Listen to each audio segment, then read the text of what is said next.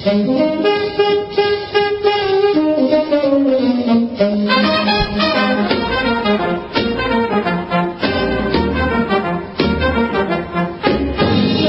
morning, listeners. It's Friday. Boy, don't I love Fridays. The program is Uncommon Awareness, and I am your usual host, Dr. Lorraine Hurley, www.drhurley.net. And today is today is our launch of something called Evolving the Species. This is a roundtable forum or discussion, and I'll be explaining a little bit more about that. But I have, actually what I am is more of a moderator and facilitator for this program. Your hosts for this program, really, or co-hosts, are going to be Dr. Dean Lloyd and Am Rosen. And today I'm going to give some biographies on them. We will shorten it up in subsequent programs. It's going to be the second and fourth Friday of every month. And we bring on different guests, but Dr. Manrique is with us here today. Good morning, Dr. Manrique. I am going to I'm going to give everyone's bios, and then I'm going to do a little introduction, and then we're just going to kind of take it from there, guys, okay? So I want to let people know who you are. Am Rosen is philosopher extraordinary, and he's one of the most original thinkers of this or any other century, and he's an adept in the healing arts. His 30-plus year practice as a health consultant led him to perceive firsthand the multi-dimensions of disease, discomfort, fear, and confusion which currently plague our world. I think a lot of us can identify with that. Culling from the best of his ancient futuristic pilgrimage, he has created a workable approach to harmonizing the mind-body connection. He has synthesized his many years of experience into a uniquely humanistic approach to life, love, health, and the true pursuit of happiness. For more than 3 decades as a professional health consultant, he has helped many people to achieve greater mind-body integration, facilitating inner clarity, vital health, and personal satisfaction. One of his mottos is that pleasure guides your way to health. Did you hear that? Dr. Dean Lloyd is a lifelong professional musician that has been practicing holistic healing for more than 20 years. He's a board-certified acupuncturist, naturopath, radio show host, author, professor, inventor, and philosopher. Dean uses his combined training in Oriental medicine and cross-cultural music theory, and this led to, his cross-cultural music theory led to the rediscovery of the role of the pentatonic scale in Chinese healing and his creation of the Accutone technique. Dean teaches Accutone to acupuncturists and health practitioners and has invented numerous musical healing devices, including the resonance bell, which he employs in his busy clinical practice. Dr. Manrique practiced as a doctor of Oriental medicine in New Mexico until he retired 2 years ago. He specialized in the integration of traditional medicine with modern functional medicine. Dr. Manrique utilized conventional lab work, imaging, physical exam, methods along with tongue and pulse diagnosis, and his skills as a medical intuitive in order to better understand the deeper causes of his patients' complex illnesses. He utilized many therapies, including oxidative medicine, bioidentical hormones, chelation, prolotherapy, neural therapy, physical medicine modalities, acupuncture, nutrition, Chinese herbal medicine, counseling, and Qigong. He's currently focusing, gentlemen and listeners, I'm so sorry, I've got this frog in my throat like yesterday. He's currently focusing on his passion for Qigong, different forms of meditation, and other ways of improving wellness and quality of life. And I'm going to skip myself. You guys hear me every day, but I did have a little bio for myself. I kind of want to get down to things here. Evolving the Species is a new forum. Our overall intent is to draw various practitioners of the healing arts into a dynamic conversation that leads to a better understanding of what it means to be integrated within body, mind, heart, and spirit. Many practitioners of the healing arts, not all, but an overwhelming majority of us, go into the health and healing arena because of our own need, our own brokenness. Though for a lot of us, this is a sub or unconscious drive. We don't realize that our desire to facilitate others into health is a projection of our own needs. So failing to see this, we become convinced that the tools, the art, the practice, or skills we develop are the vehicle of healing.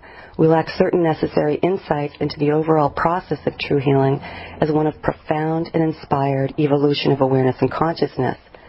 We, the practitioners, can only function effectively in direct proportion to our own level of consciousness as it pertains to health, wholeness, and what it means to be a fully actualized human being. So in other words, we can't teach others to ride a bike when all we're riding is a tricycle. This has become very obvious to those that recognize the role of consciousness or awareness in determining the overall quality of one's life. So the intent of this forum is to facilitate the integration of us, that we might then assist others with the clarity and compassion that is required for true healing. In other words, listeners, this forum is an attempt at transparency as we, the practitioners, kind of muddle in our own stuff. Dean and Am are uniquely qualified to facilitate this integration. They've done the work. Now, through a question and answer forum, we will begin to open ourselves up and see if we can't come out of this a little more awake and aware than when we started. Good morning, everybody. Good morning. Hello. That was very long-winded. And listeners, at this point, I'm going to turn this over to Dean. And Dean, you can turn this over to myself or Dr. Manrique or Am as you see fit. Beautiful. Thank you, Lorraine, and you did very well. Even the way your throat was working, or not working. On the break, I'm going to go drink a gallon of water. There you go. Good morning, Am. Are you there? Oh, indeed I am. Good to hear your voice. And Martine, are you there? I am here, Dean. Good morning. Good morning. Good to hear you. I'd like to start the topic, discuss a little bit about this. We're going to be talking today about what is detoxification? What does it mean? How does it work? What's the purpose of doing this? And to start it off, I'd like to ask Martine, what is it in your eyes? What does detoxification look like to you? Is it fasting? Is it having medical food shakes? Is it having herbs? What does it look like? Well, Dean, detoxification is getting rid of anything that does not belong in your body. There's two general classifications of toxins. Those are exogenous, things that come from the outside, from the environment. For example, heavy metals, could be, carbon monoxide, and things that are endogenous or produced by the own body. And, we can just look at those and classify them in those two general categories. So is it removing anything that doesn't belong in the body and normalizing the systems of elimination and the systems of assimilation and digestion, so everything's in balance in the body. Mm-hmm. And in your view, Am, can you just elaborate a little bit on that? Well, yes. I mean, that's a good description. Basically, metabolically, we're a transportation system. It's a flow-through system. The better things flow, the better things function. Anything that interferes with that flow is going to throw the metabolic system off. On the physical level, as Martin said, it's if you build up something that doesn't belong in the body, it's going to block that transportation. It's going to stress the tissues and whatever organs or glands are involved. It's going to keep the body from functioning. It's going to cut down oxygen supply. So the body will be straining. That's just in general. Hopefully we're going to get into this a little bit more particularly.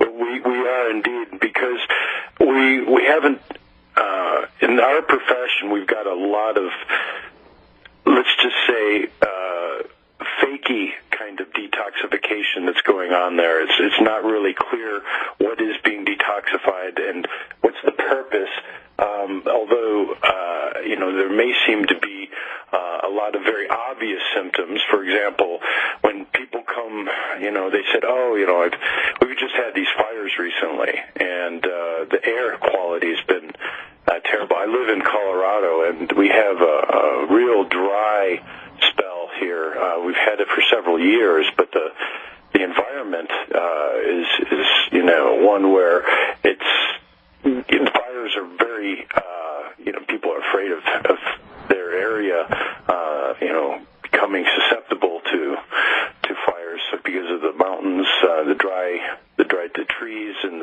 the ground is just, perfect for this kind of situation. But breathing in that air, there's an obvious, relationship to allergies, and people have headaches, and they've even left the area because the air is so bad. But it came and went, and things are better now.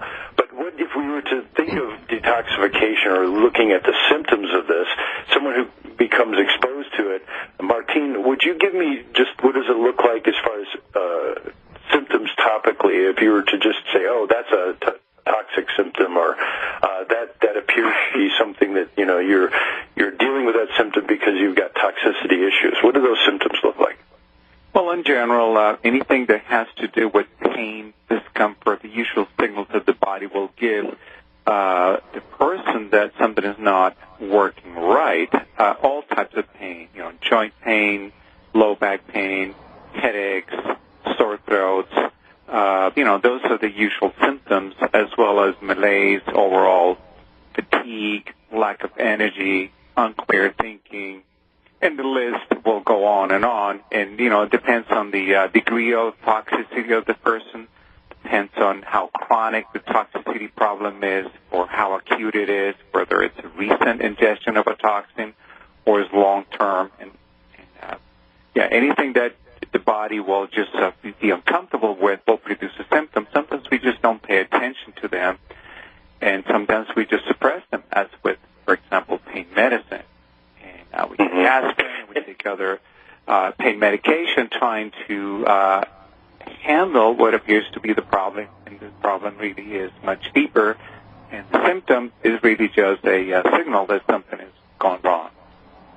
Mm-hmm. And Am, would you give me a little bit on the emotions that are stirred up by detoxification? Does it happen commonly, and what does that look like? I'd love to, Dean, but love to continue the thought just before we get into that. For me, the cardinal rule is input-output. In other words, if the amount of nutrient energy coming into the body matches the output, then you keep a balance. That's if you're in balance to begin with. If not, something has to pay for that expenditure of energy. And inadvertently, in the body trying to keep up with the demands of our will, how we think we should be, and the activities we put forth under that, we wind up borrowing from one organ or gland system, one tissue system, to feed the demands of another, and that just furthers the imbalance. Now, you were talking about the fires and the smoke. That's a good example.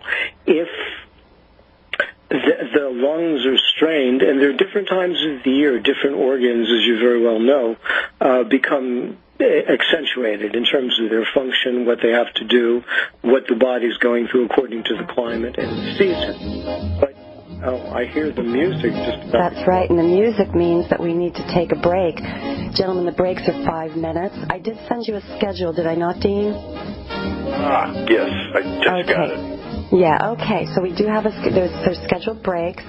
Listeners, you're listening to Uncommon Awareness, and today's forum is called Evolving the Species. Our guest is Dr. Martine Manrique. We have Am Rosen, Dean Lloyd, and of course me, your host, Lorraine Hurley. Okay, we're back. We're back. The program is Uncommon Awareness, but today we have a special, twice a month, the second and fourth Friday of every month. We're going to be doing a roundtable. And our guests today are Dr. Martine Manrique, Am Rosen, and Dr. Dean Lloyd, and of course myself, your host, Dr. Lorraine Hurley. But Dean Lloyd is actually hosting this program. So, Dean, I'm going to turn it back over. Okay, thank you, Lorraine. Am was talking about, before we left, the output and input. Well, the input. The emotional output. I'd like to focus on that for just a moment. And in this instance where we're talking about detoxification, Martine, are you acutely aware of patients that are going through these places where they're not getting enough nutrition, they're not getting enough emotional support, and here you are in a position where you've got to make a decision, and you have to say, okay, you're ready to detoxify. What does it look like to you to support them emotionally, or is it more important to, realize that when they're going through a detoxification, they're going to be stirred up more emotionally? What is your experience with that? Well, I'm glad you brought that up because I think that in addition to the physical toxins that we have talked about, heavy metals, gases in the atmosphere, toxins produced by pesticides outside. All those things we do have, in my opinion, we do have mental and emotional and spiritual toxins. And those things are important to consider in any detoxification program. And as a matter of fact, whenever a person does one of the basic things to detox, which is to modify their diet and to avoid certain foods, some people even go the next step and fast and just consume water or juices. Lots of people report being in a bad mood. Lots of people report being, uncomfortable, and it's just because they're releasing emotional toxins, and that's part of the detox process. Mm-hmm. That's very common. And Am, did you want to say a little more on that? Well, sure. It's a very important point. What you do to the body affects the emotional processes through the feelings.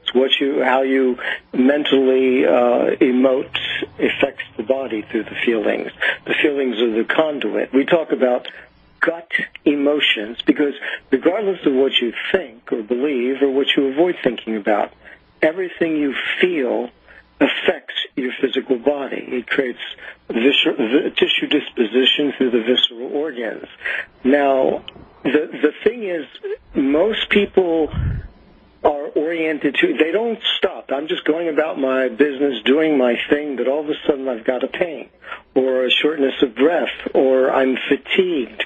And of course, if you can't connect with the world, if you lack the vitality, then you feel stuck. The world seems to be passing you by. You can't participate.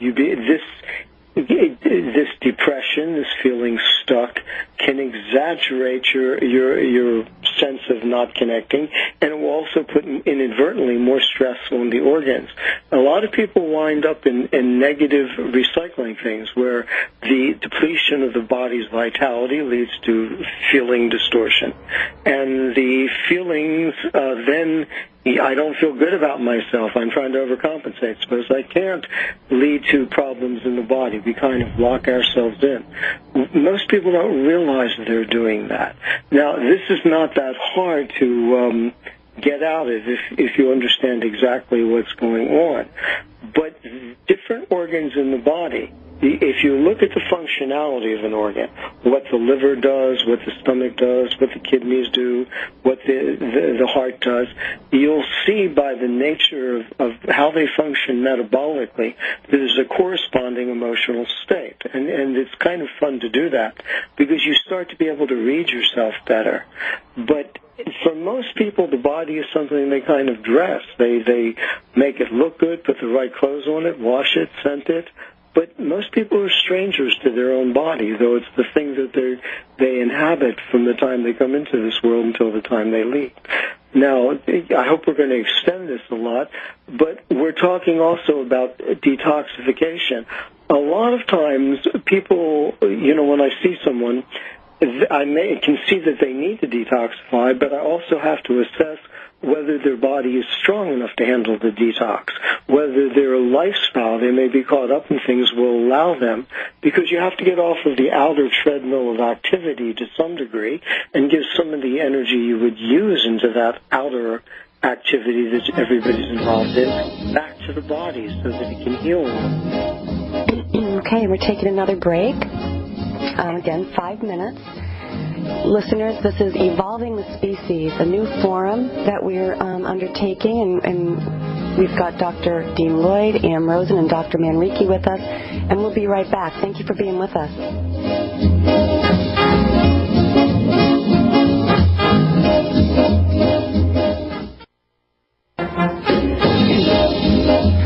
Okay, just wound our way through another 5-minute commercial break, and we're back on.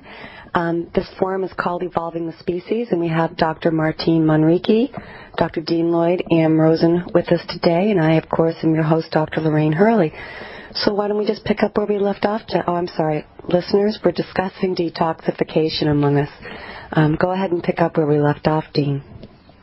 Thank you. And Lorraine, you've had experience with this in practice, and Am just mentioned that you have to consider if the body is strong enough to go through the detoxification process.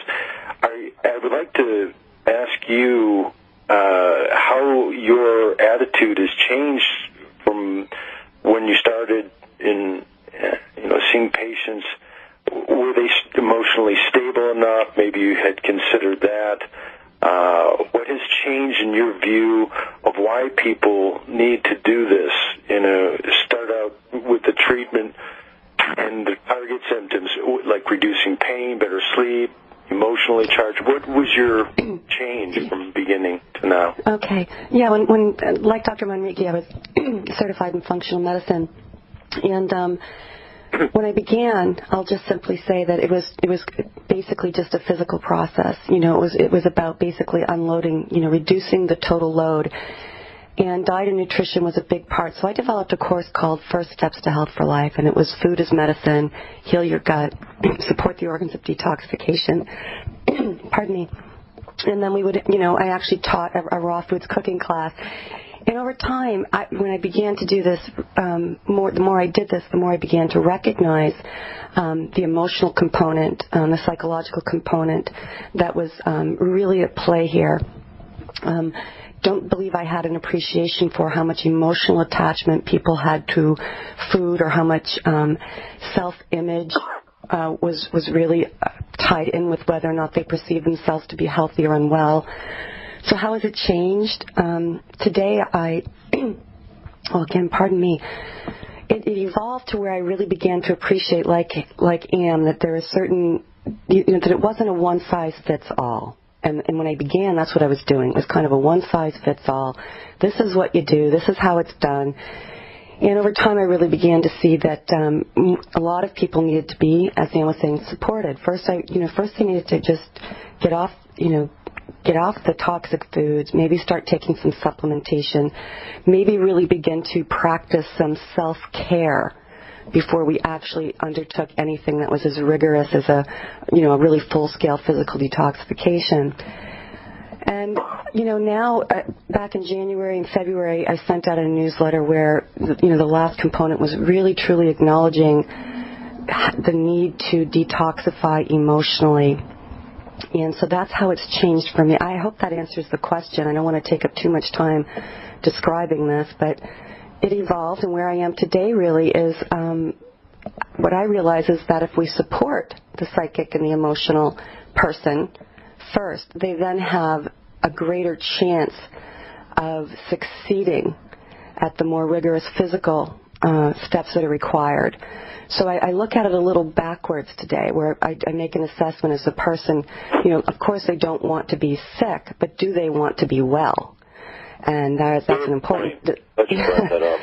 So, and Martine, that's kind of the challenge that we were talking about yesterday, is preparing people for this challenge, and even in a mild way, convincing them that this is even important.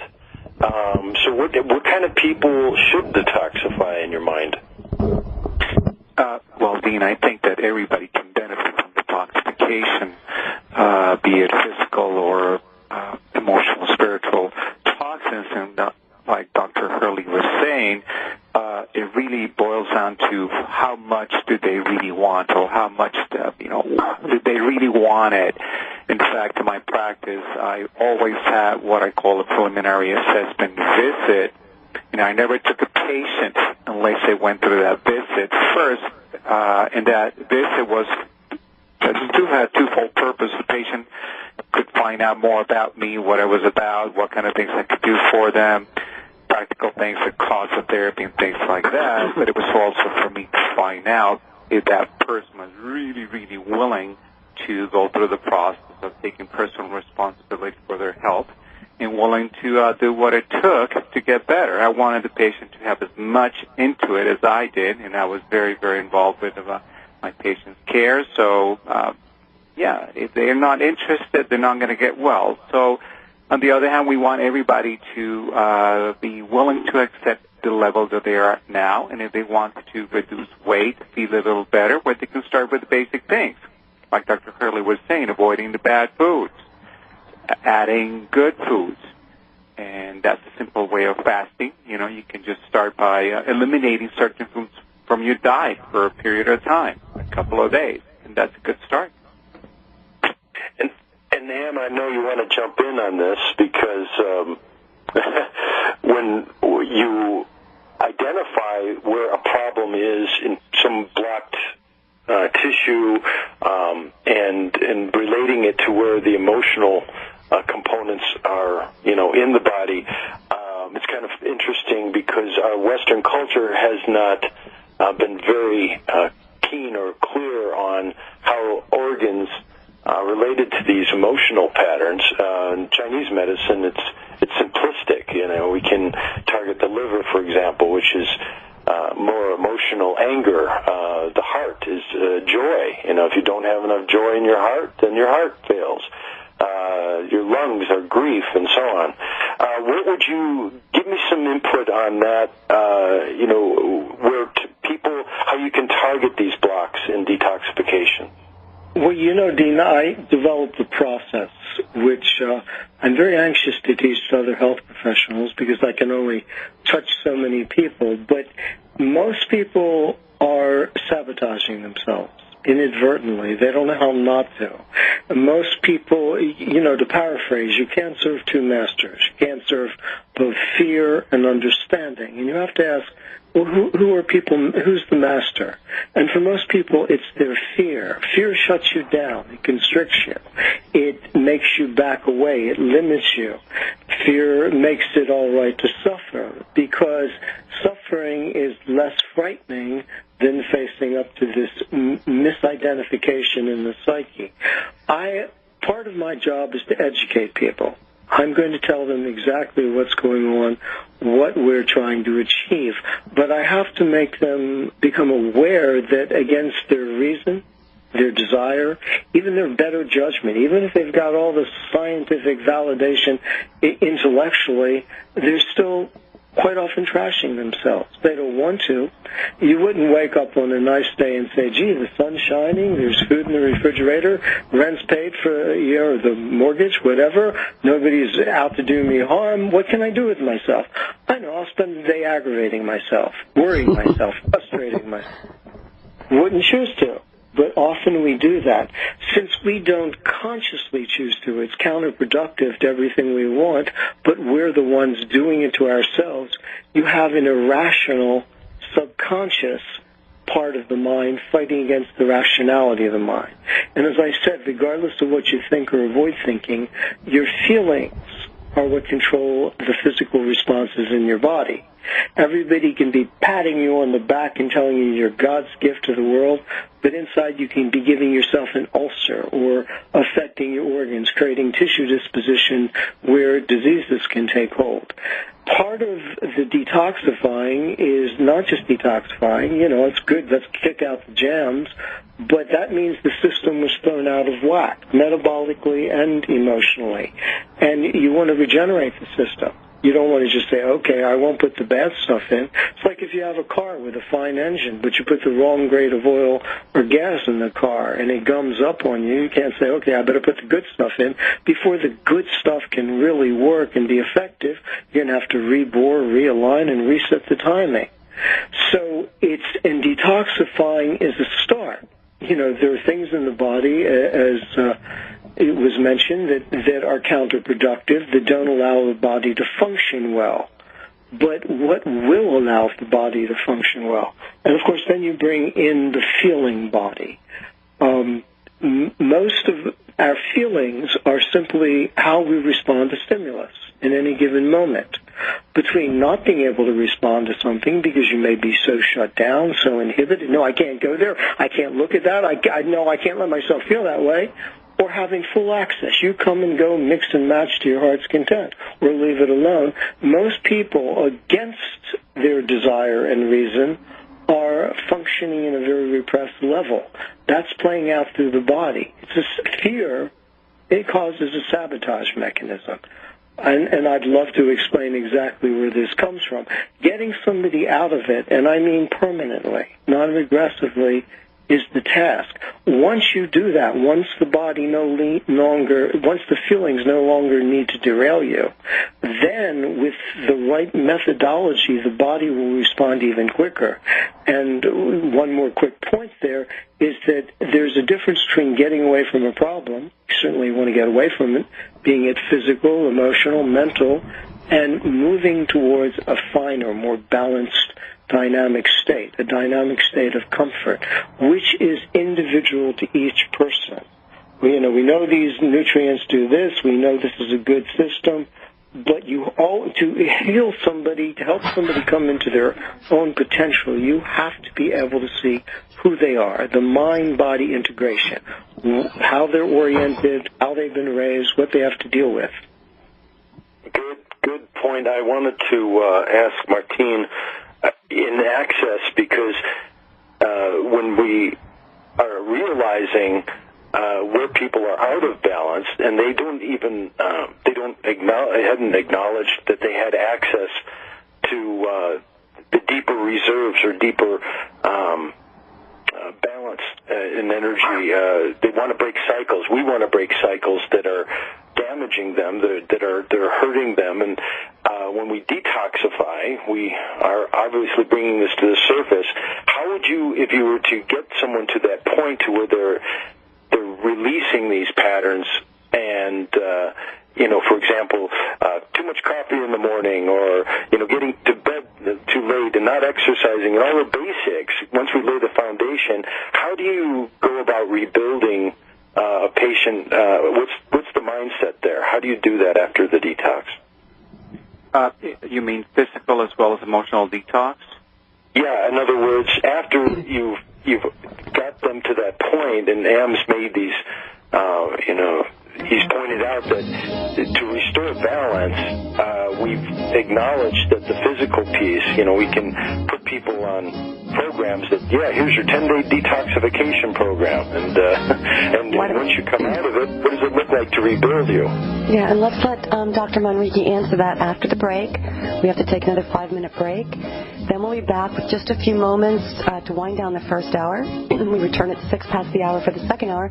Listeners, I hope you're enjoying this. I am.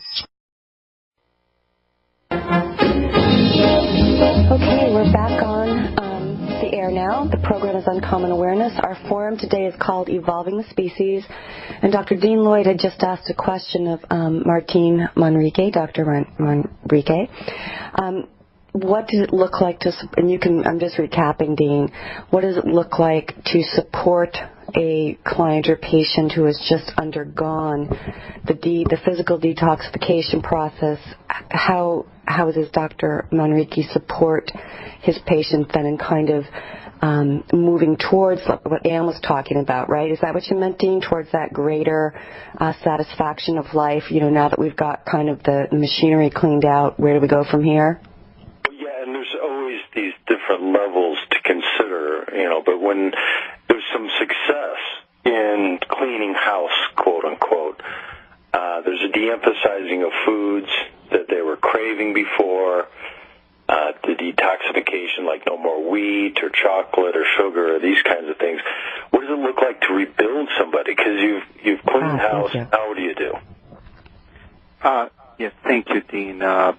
Well, I want to go back to a concept that I think we have touched on, and I call the concept of vision of health and wellness. Whenever a patient came to my clinic, I did that initial interview to understand what their health situation was, what they wanted, and for me to, in a more technical way, develop a program for them to follow, which included, different ways of detoxification, fasting, chelation therapy, intravenous nutrition, and saunas, and avoiding foods, and adding these other detoxifying foods, and so on and so forth. Once that first stage of the program was finished, like the house has been cleaned, the gum has been removed from the engine, and so on and so forth, the important thing is to review and to remind the patient of the vision of health and wellness that motivated them to start with this program in the first place. Because lacking that, there really is very little motivation, and it seems like in my practice, people start feeling really good and they have wellness, but they quickly forget. And one of the main frustrations that I had in my practice was to keep patients focused on what they needed to do and and actually help them to undergo a life transformation. because otherwise it would be me in charge of doing this, in charge of the health, and I was not comfortable with that. So once the patient has gone through the first stage of detoxification, you want to rebuild their energy reserves. Detoxification can be very demanding on the organs of elimination. So starting with nutrition, I always recommended adding foods slowly. We had a fast reduction of elimination of certain foods. Start adding foods slowly. Continue the exercise program. Continue with the other detoxification techniques that we use, like infrared sauna, for example, walking, exercising. There is a technique you're familiar with, Dean, called using ozone and steam and ozone saunas and things like that, to continue those at a more reduced level until it was time to come back for their next follow-up visit to start stage 2 of the detoxification program. So it was a combination of mental, emotional, psychological support, nutritional support to power up the mechanism, the organism after this effort to detox, and just come back for the next stage, because detoxification is usually very complex. The body is selective in how many toxins it releases at any one time, and it's really an art more than a science. We have to slowly convince the body that it can get rid of things, convince the patient that they can go through this process, and it takes a while. So somebody that came to me for detoxification, we would set out a program, and it probably could be up to a year long, depending on what their condition, initial health problems were. And excellent, because it's a matter of overcoming what they've come to you for. If they're looking at it from a symptom point of view, I've been an insomniac for years, and I've never had any, success, and I don't want to take drugs, or I don't want to be, dependent on something. What we can talk when we come back is how do we do this? How do we overcome and integrate these changes? Right. Very good.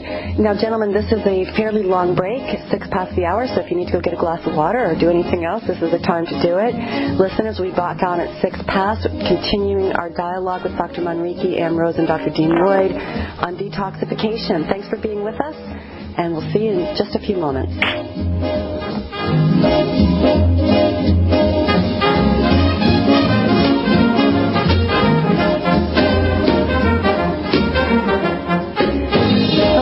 Welcome to the second hour of Uncommon Awareness. I'm the host for the program, Dr. Lorraine Hurley, and today we're doing our first ever roundtable discussion on this program.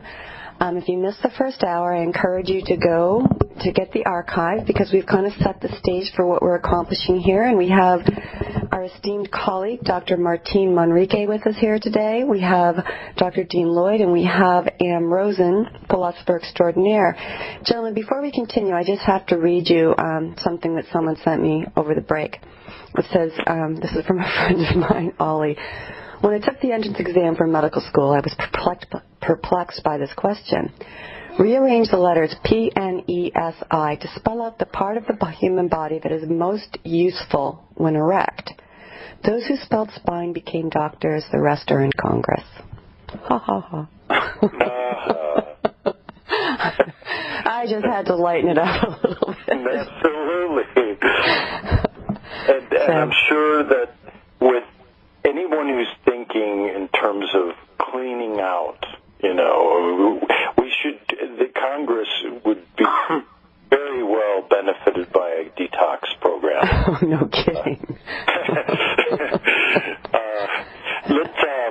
If we could pick up, I'd like to ask Am about what we've covered to this point, and we've wanted to establish a good foundation for what purposes of detoxification are.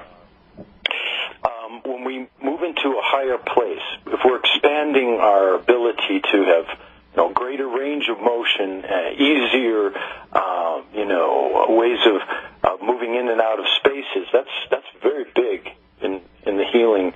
We have to realize that if we're moving into a stronger place, what is moving out of us Okay, what is moving? If we're putting something that's better in us, right? If we're increasing our the filament or the energy that we can take on, what is moving out? What's in the way? And I wanted to get Am's opinion about how we overcome and integrate these changes after we've done a detoxification. That's a great question, Dean, but I'd like to take that in a couple of parts. By the way, for those politico aficionados, it should be known that emotional constipation does lead to psychological retardation. Anyway, I think it would be helpful if we look a little bit exactly. We're talking about detoxification, but we're still a little bit abstract. I'd like to nail it down for our listeners. Of course, we're just discussing this, and if anybody came to any one of us, we would be looking specifically at their needs. The art is individual application. But basically, as I said, barring assault or injury, there are two ways we imbalance the body. Either we don't give it enough to adequately perform according to our demands, or we put the wrong quality of stuff in it. Now, our bodies are genetically structured for self-repair. But when we do gum it up and you finally start to give it a nutrient that's been missing, it wants to go back and do what it hasn't had the wherewithal to be able to accomplish because it just didn't have the nutrient energy. But there are blockages we've established. And it's also important to inject that you have to consider the age of the person, not just the conditions, what they have or haven't taken in. Because as our bodies age, after 30, we move into a catabolic state. Before 30, we're predominantly anabolic, though that's slowing down in the 20s. That means we're repairing. We're building up new cells. We're repairing faster than we're breaking down. But once we hit the 30s, then we start to shift. We lose growth hormones. And the growth hormones have a lot to do with how effectively we can repair. Now, when the body, you give it something it needs, if we look at the organs of elimination, you have the liver, which is the main detoxifying organ. Seesaws off of the thymus gland because if you have too many toxins, it can lead to inflammation, and that calls for an immune response. You have the kidneys. You have the skin. These are organs of elimination. But you really, to get all the junk out, you have the colon, the large intestine. Now, for most people, that should be a healthy, fat, muscular opening. Things are just moving through. But you want to make paper mache, you just take a little denatured white flour and mix it with water, and you've got a binding paste, the kind of stuff a lot of us eat. The most sensitive organ in our bodies to emotional tension is the colon. And if you call somebody an uptight so-and-so, if they're uptight, you pick an ass, you pick the right place. Because when we're tense, if somebody jumps at you and surprises you without realizing it, you inadvertently clutch the colon. And then we're on the run. We have demands. We don't take time. We're putting wrong combinations in. So part of the detoxifying is making sure these organs of elimination are open, that we give them what they need to assist if they're clogged up, that we rotor-rooter them a little bit. And this is not to make a fad out of it. I usually suggest to people that twice a year, they take a little time out. You should enjoy your life. It's fun to party. It's you got to deconstipate the spirit every once in a while. But it's also nice to take some of that energy that you put out there and just give it back to the body so that it can complete its metabolic processes, and then give it those specific nutrients, those herbs that will help facilitate the organ function. Now, when you do that, you start to feel better. But again, this is an absence of pain, an absence of debility. But then we want to start to rebuild the body. And with that, a lot of times what's happening is inadvertently we're sabotaging ourselves. We don't realize it. But as I said, the feelings will control our tissue disposition, the activity of our visceral organs in the body. And a lot of times the fear mechanism which is something that it's time for humanity to grow out of, individually and collectively. The fear mechanism makes it so that if you get too good, too strong, too capable, too effective, the fear comes upon you. And there's a holdback. I don't want to look at things. This all affects the body. So part of it is to bring the body online. You feel a little bit better. There is a thing, it's a hangover from our religious, millennia-old religious orientation that says if you suffer enough, then you get to be redeemed a little. Unfortunately, it's always weighted towards the suffering side. That also comes from the fear mechanism that most people have not understood how to get rid of, and so they, I'm due for a little redemption here. I've really been through hell. Oh, I'm feeling better, but now that fear comes up, I better suffer some more. This is not stuff people think through. If they could think it through, they wouldn't have it. As I said, the subconscious is irrational. It's illogical and unreasonable, but it does affect our bodies. So right now we've been talking about getting away from the negative. The other side of health, my favorite side, is just how good can you feel? How safely and effectively can you up the ante on your physical vitality, your mental clarity, your stamina, your overall enhancement of your performance level? That's something we should get into, but I think other people should have a chance to kick this around a little bit. Well, I'm glad you brought that, how good you can feel. Martine, I know you're the practitioner of the martial arts, and you practice what you preach. You do this detoxification. I wanted to ask you a two-part question. One is, when you do detoxify, what does it look like to you? What kind of things do you usually go through or adjust? And the second part is, how good do you feel afterwards? Well, good question, Dean. In fact, I was contemplating that during the break. Detoxification it really is a very complex subject, and we get to the technical details, and it's also a very involving concept that we're actually putting it into practice. I think that what Am has just said is more than just removing what we don't want. The toxins, I think, is more important to add what we really want. What is it that we really want? Health and wellness, energy, vitality. And I think that that's more important. In my personal life, I'm, the concept of detox is more or less like on an ongoing basis. I'm avoiding things that are just not good for me, trying to keep the diet and keep, my mental and emotional environment as healthy as I can. But, more importantly, I'm adding things that do help me to feel good, like Qigong practice, which is mind, breath, focus, movement, music, meditation, holding still and being aware of what my body is feeling, having an assessment first thing in the morning where my body is. Many times the emotions, as Dr. Rosen has said, emotional constipation really manifests on the body, but we pay attention to what the body is telling us. We can then get to the emotion.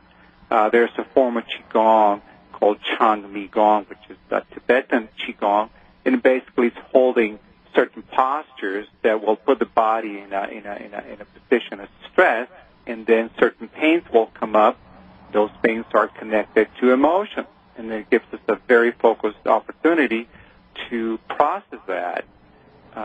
So I'm constantly doing this. It's really my lifestyle. I'm interested in learning more about who I am and having more of an integrated conscious awareness of all my abilities. So that's kind of like what I do on a daily basis. I take coconut water in the morning. Sometimes I drink a liter coconut water first thing in the morning. That's to prime my kidneys and to get my lymphatics going in the right direction. I do Qigong. First thing in the morning, I take chia seed and I soak a few of goji berries in it, and I take chia seed, and then I have my large meal of the day of lunch, and then have a smaller meal later in the day. And in between, I do writing and other things that are just adding quality of life, feel-good things. Excellent. And you said the key word there is lifestyle. Becoming healthy is not just, okay, it's, I'll do my detox and I'll do psyllium husks, or I'll do, watermelon fast, or these kinds of things. It's that, just as you pointed out, you wake up in the morning and you have a routine. We all need a lifestyle that facilitates these changes. Otherwise, it's just dabbling, and dabbling is good for some things, but what is it that's integrated in you in how you are thinking in terms of what you eat, what you're doing to rebuild your system? So it is a lifestyle change. And Lorraine, before we go to break, I just wanted to get your take on, is your lifestyle been changed? We are going to break. Okay, we're back. We're back. Today's forum is Evolving the Species, and before the break, Dean, did you have a hard time hearing the bumper music? I did. Sorry. That's all right. No, it's okay. Just because I can have Alex make an adjustment if you need to hear it. So you were asking me a question. Well, it was. We pointed out that the lifestyle is the change. It's when we are addressing the detoxification pieces, a very specific, regimen. You follow a protocol, whether it be a 21-day, medical food shake cleanse, a diet, absolutely, a rigid diet that has to be followed. Those are methods. But what we were talking about too, in that to become healthy, which is the goal here, is it not? To have a healthy attitude and our bodies are healthy. We're not looking at pain. We're not running away from diseases. We're moving into a stronger place. It's a lifestyle change, and I just wanted to get a little bit of your input before I go to Am on what has changed in your lifestyle as being one who knows about detoxification. Oh, boy. Well, I'm just going to be honest and confess, for me, I'm not as disciplined as Dr. Manrique. For me, learning detoxification, the first person I detoxed was myself. And I didn't know I could feel that good. And in other words, I was not sick. I didn't have symptoms. I just undertook it. And so I was kind of living with half an awareness of what it meant to feel good. Because at that time in my life, it was, health meant the absence of disease. And of course, I was a traditional physician brought up in that model. And as I began to embrace functional medicine, it moved. And then what happened was that realizing that, of course, you can't maintain that program as a lifestyle. So you say, well, I feel really good. And, so I personally embraced a lot of physical changes, the diet, and the exercise. And then over time, I grew to comprehend that my emotional body was, because I was struggling, I was challenged to maintain doing things that I knew were absolutely good for me. I would kind of go in fits and starts. And so that's when I had to really begin to explore. I was sabotaging myself. I knew what to do. And what was really hard was that I was working with other people and, their perceptions of me, because I looked healthy and so forth, and I took a strong interest in them, and I had this kind of secret closet life of going, holy man, why can't I just keep doing this? And so I had to, what it means to me today, and again, for me, gentlemen, it's kind of become reversed, where I have to attend to the meditation, I have to attend to the, checking in, the insights. For me personally, I have learned that if I don't attend to my emotional body, there's absolutely no way I'm going to maintain the choices I want to make in terms of caring for my physical body. So I do. I exercise. I eat well. But really, what's become a stronger focus for me has been the meditation. I'm a voracious reader and learner, and so I'm sometimes all over the map trying to ask myself, how do I access these greater states of consciousness and well-being? And it's like I'm from both ends, whether it's physical or it's consciousness. They both meet in the middle at the emotions.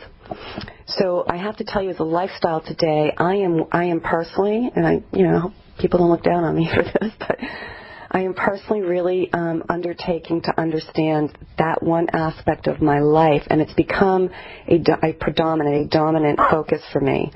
So because I can't maintain the physical and I can't really embrace the consciousness unless I begin to really understand what this self-sabotage or this procrastination or this kind of, yo-yo type of and yet to most people, if you looked at my lifestyle, you'd say I had a healthy lifestyle. But for me personally, wanting to take it deeper, oftentimes I feel like the way I perform in my life is inadequate.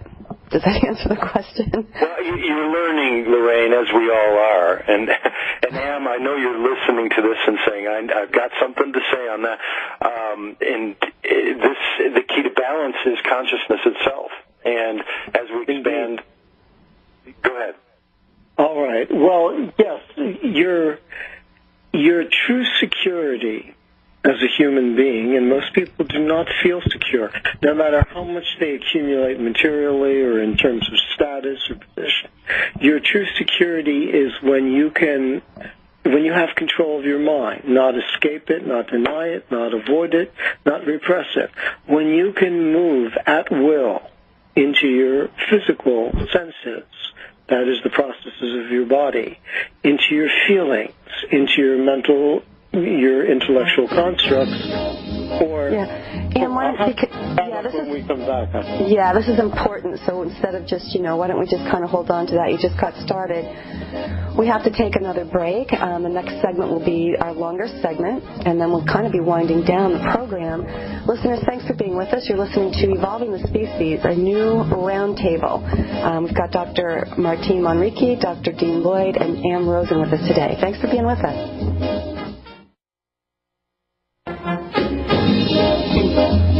All right, listeners, we're back. I want to thank you again for being with us. The forum today, the roundtable, is called Evolving the Species, and if you have missed any part of the program, I just encourage you to get the archives.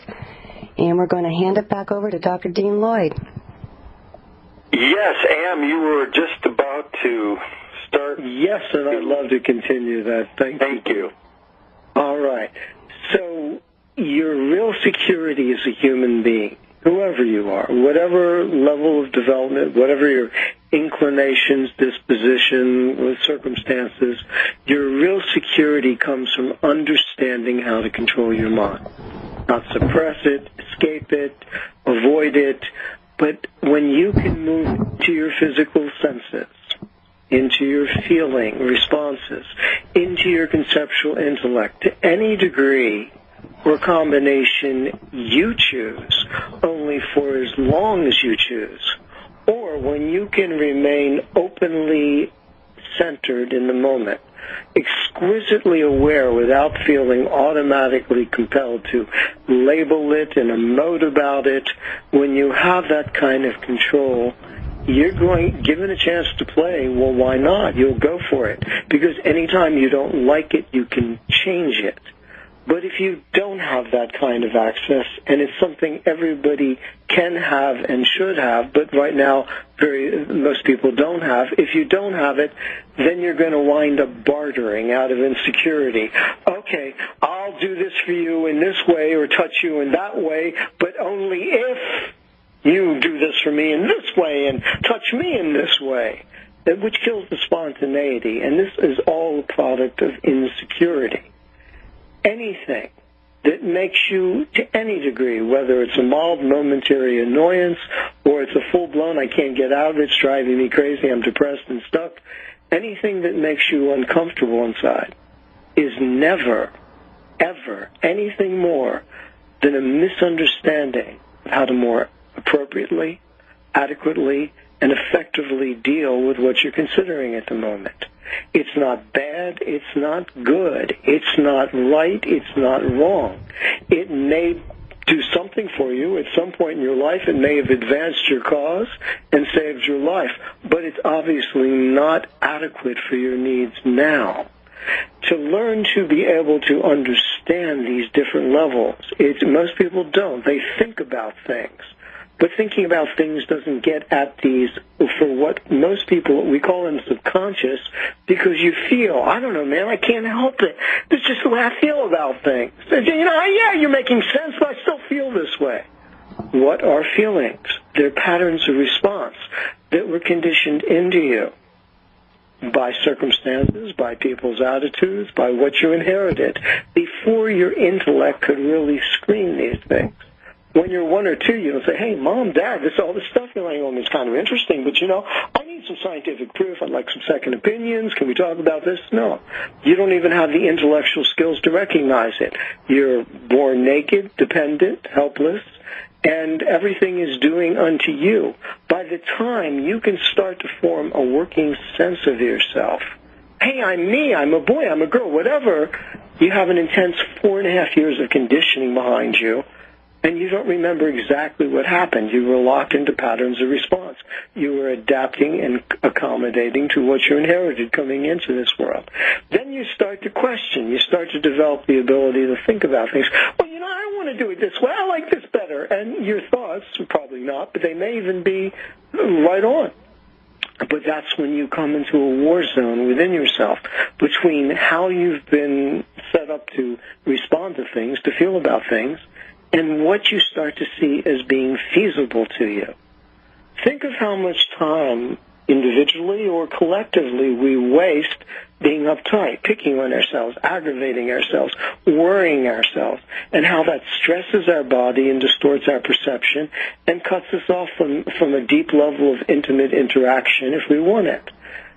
Now think of all that energy that we waste and hurt ourselves with suddenly was returned to you. It's still the same environment, same table, chair, dog, house, book, cat, whatever, but you're starting to experience it in a different way. Now think if you're not only wasting your energy and hurting yourself, but you're finding intelligent, and I stress that word, adequate techniques, ways of focusing and concentrating to bring even more energy into your body and into your mind.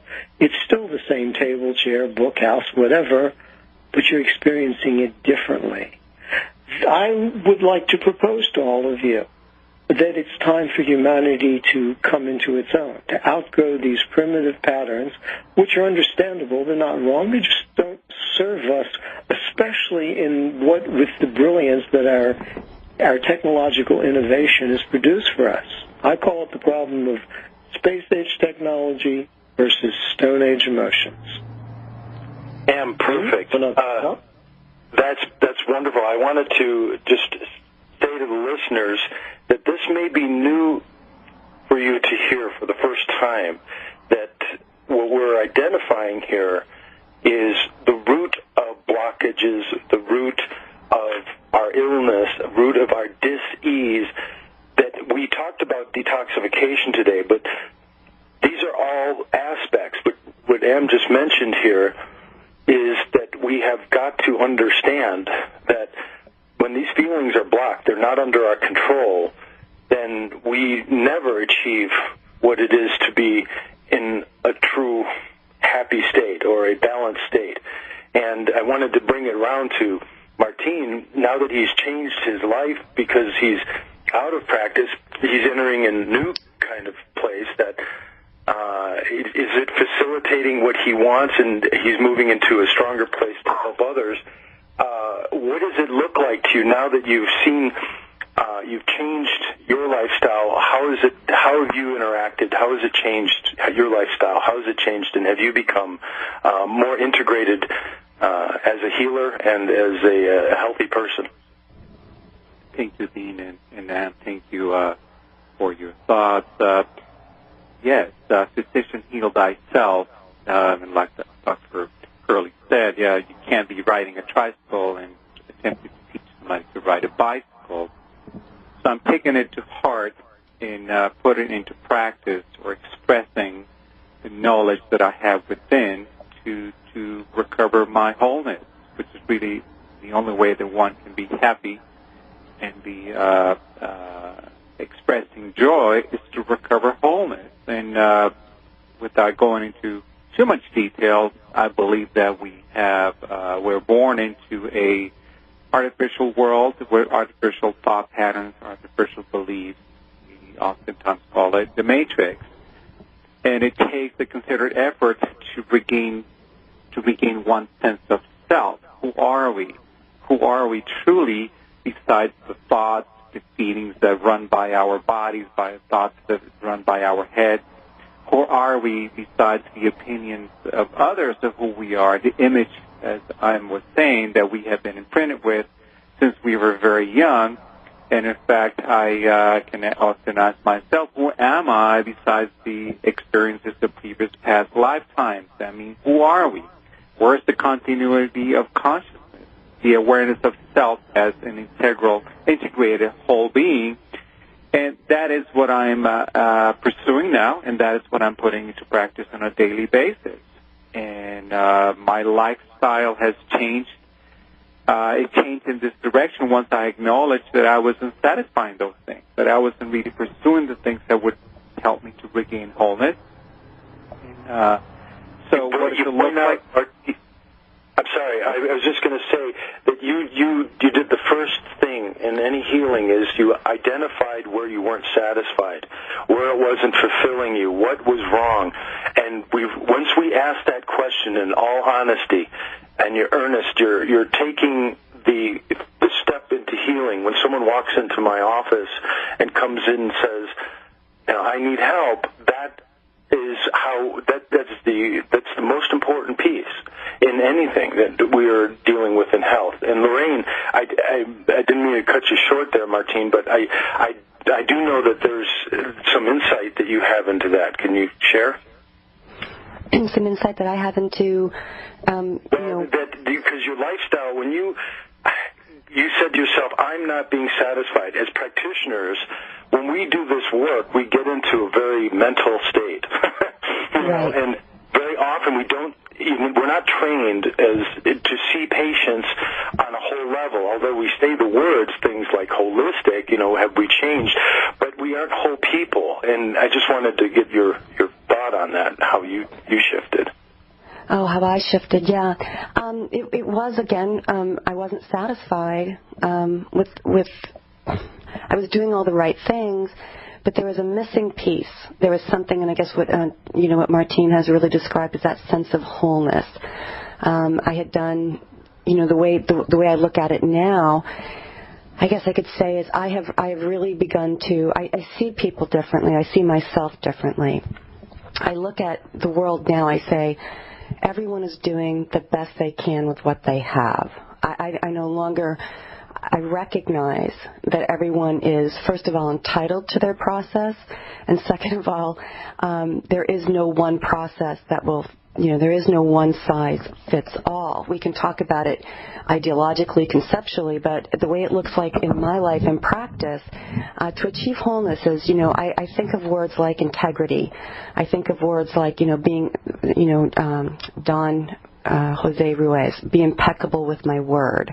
The way it looks to me to be whole is actually to permit myself to make mistakes. It is to be honest, and to basically say to people, I'm on the path, I haven't arrived yet, but you know what? It's the deepest desire of my heart that we all get there.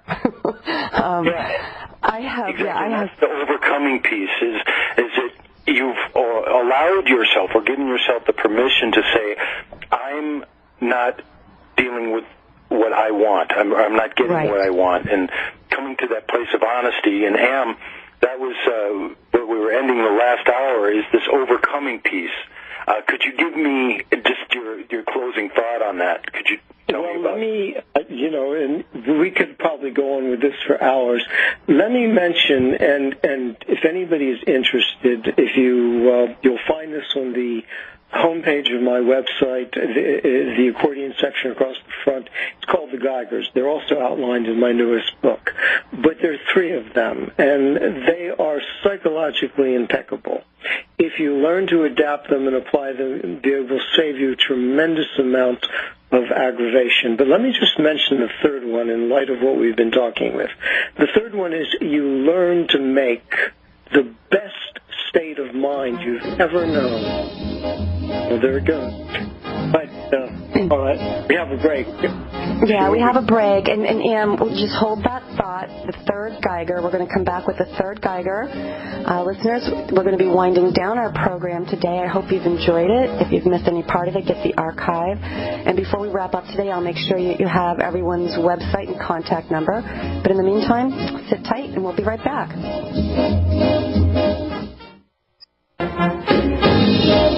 All right, listeners, we're back, and we just have a few moments left before we wrap up today's program of Uncommon Awareness and our forum, our roundtable forum today, Evolving the Species. And just so in case we get kind of cut off, Am Rosen's website is lifegame.com.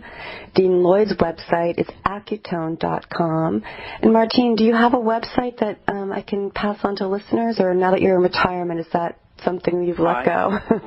Right now, I'm being very low-key. I do not have a website. Well, that's okay. I just, I wanted to toss it out there if you had one. I'm admiring your lifestyle as I listen to it. Anyways, third Geiger. Let's just go ahead and put Am on with the third Geiger. Well, thank you, Lorraine. All right, quickly, there are three of them, and they all feed into each other, and they'll always allow you to gauge what's going on within inside of you.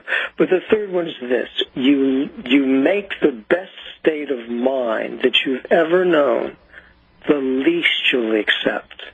You don't confuse that state of mind with the person, place, thing, or situation that seemed to be there when you were going through it. Something might have catalyzed you into it. You went out on a date and it turned out to be the greatest, most intimate, wonderful experience of your life. Well, you'd like to repeat that. Well, what songs were playing? Where did we eat? How do we talk? How do we make love? Don't do that. If what you're dealing with is consciousness itself. You've known moments when you feel physically vital. You've known moments when your mind is working with amazing acuity. It's just so quick and clear. You've known moments when you feel full of sexual magnetism. You've known moments when you're so at ease that nobody can really bother you. If you don't confuse the state of mind you've accessed with what seemed to be going on, you start to create a biofeedback system. Then if you're going to relate to a situation, well, the least you'll accept is the best state of mind you've known. Anything that doesn't match up, you want to understand why it doesn't match up. How are you doing it? What adjustments do you have to make to allow you to maintain at least the best state of mind? And by mind, I mean body, which is a part of mind. It's a level of consciousness. And of course, anytime you find a better state of mind, that becomes the next least that you'll accept. It's a little more involved, but that's the gist of it. And I thought that it would be appropriate because we're talking about individual satisfaction, really becoming healthy, enjoying your life as much as you possibly can. What a beautiful place to be able to bring a topic like detoxification to, because we are trying to achieve, all of us, the best state of mind we possibly can. And that's just a little segue to our show Dr. Rosen and I have. This State of Mind Quality of Life is aired on Friday. It's 8 to 10 Mountain Time, 7 to 9 Pacific Time on Wolf Spirit Radio. And you can access... That's PM, right, Dean? Excuse me? PM. Yeah, 8 p.m., 8 to 10 p.m. Mountain Time. And we go over, we talk about a variety of things. Am and I were just talking about, do you want to just give a little preview of the next show that we're doing? We're doing a two-parter. We just did part one. A lot of people have been using marijuana for a long time, and most people really don't understand what's happening. So this was called not necessarily stoned, but beautiful, borrowing a lyric from Jimi Hendrix. The first part was the health of the high. The second part, coming up in August, will be the recreational pleasure of the high. Excellent. And Martine, before we go, did you have anything else that you wanted to share with us? Dean, so many possibilities. I go from the full range of emotions to very detailed thoughts about, this concept of detoxification and practical applications. So I think that the most important thing that I would like to emphasize, as Am has touched on it, we have all touched on it, is a higher standard of health and wellness. And how does that feel? Once we have a sense of that, we integrate it into our lives, and that will drive us into better and more quality of life in the future. Beautiful place to leave off. Yeah, beautiful. Gentlemen, thank you so much for being with us. And Dean and Ann will be with me the second and fourth Friday of every month. Our next topic, I believe, is biological dentistry and hormones, but with the same process. Thank you so much, listeners. I'll see you Monday morning. Ann, Dean, I'll talk to you later. Martine, such a pleasure to meet you. Thank you for joining us today. Likewise. Thank you. Enjoy your life.